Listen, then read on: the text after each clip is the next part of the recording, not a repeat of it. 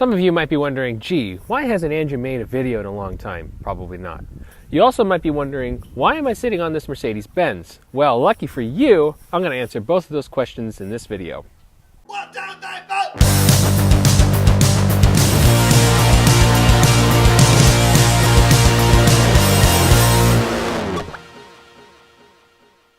Okay, so let's talk about the first question in this video, and that's why haven't I posted a video in like forever? What has to do with this little thing called conflict of interest. So I worked at a Ferrari store for 2 years, and at that store, I was allowed to post on social media.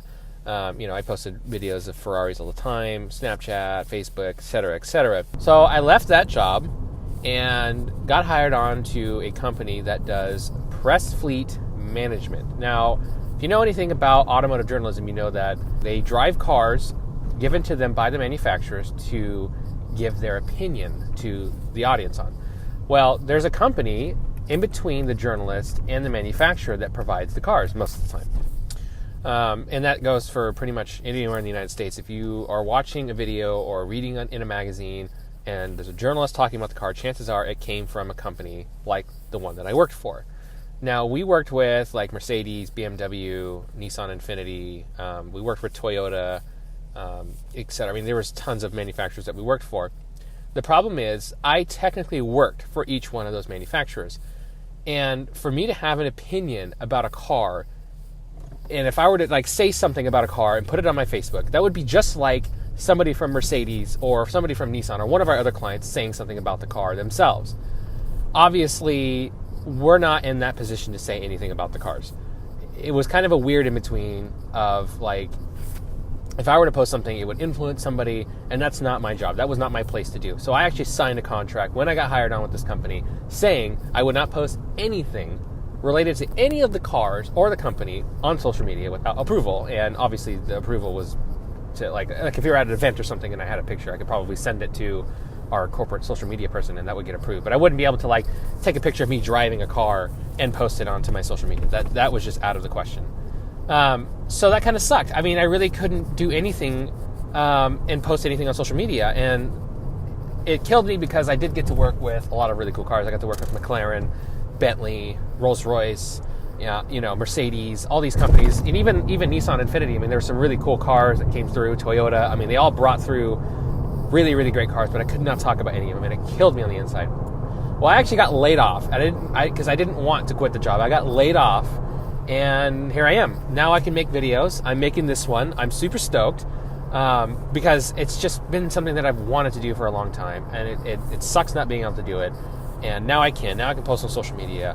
And super stoked. So now hopefully I can make more videos now that I don't have that job. Obviously I got to find another job, but I'm going to find one that doesn't restrict me on what I can post on social media. In part 2 of this video, and the second question that I asked, or that you asked, or that somebody asked at the beginning of this video, was why was I sitting on this Mercedes? Well, obviously it's because I own this car. Now you might be thinking to yourself, wow, Andrew, you set your goals really low to buy an E55 of this vintage. Well, okay, yeah, the car wasn't very expensive, and it's not really a car that a lot of people aspire to own. However, it's just been something that I've always wanted to own. I've always wanted this particular, the W210 E55 forever. I had a 1998 E320 in just out of high school, and I loved that car. It was super reliable. To me, I liked the styling of that car, and it was great. It was the nicest car that I had owned up to that point, and it took me to California. It took me up to Seattle several times. Just had a lot of memories in that car, and it was great. And ever since then, I had always just wanted an E55. I think that's a natural progression, right? You buy a Subaru Impreza, and then you want the WRX, and then you want the STI. Obviously, you start with something simple like an E320, and then for me, I jumped into an E430, which is the V8 version of the same car, but not the AMG. And then it was like, man, this car's a little faster. It sounds great. And I got to get into an E55. So fast forward, I found one, owned by an old lady. Seriously, couldn't have been a more perfect story. All of the service was done, oil changes, tranny, everything, tires. It needs a good buff and stuff like that, stuff that can be taken care of fairly easily. But the thing is I just love this car so much. It's been the funnest car I've ever owned, although I haven't really owned a ton of fast or fun cars. I did have an 83 Honda Civic that was pretty fun. I mean, granted, it wasn't very fast, but that was a lot of fun. Something about tiny hatchbacks with a manual transmission that just gets me.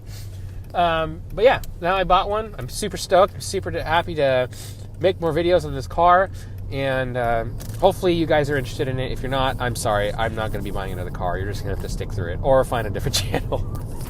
There you guys go. That's the answer to the 2 questions. I know it's not a very exciting video, but just thought I'd update you guys, let you know I'm going to be doing more of these. I want to. I don't care really who watches. I'm not doing it to get a bunch of views, stuff like that. I just like making stuff, and I've always told myself, like, man, I got to stretch myself creatively. I got to do more things. So I'm not going to be doing like a whole lot of. I'm going to try not to do a whole lot of the vlogging style videos, but more, tripod, cinematic. I want to do more like not Petrolicious style. I mean, that's a high. It's a high line to hit, but maybe just more cinematic, more engaging and creative and beautiful videos. There you go. Well, guys, hope you enjoyed this video. If you didn't, I'm sorry, I don't know what to tell you. If you did, that's great. Leave a comment below of any video ideas that you have, mostly related to this vehicle, but if it's not related to this vehicle, just throw them down there anyway. I might do it. You never know.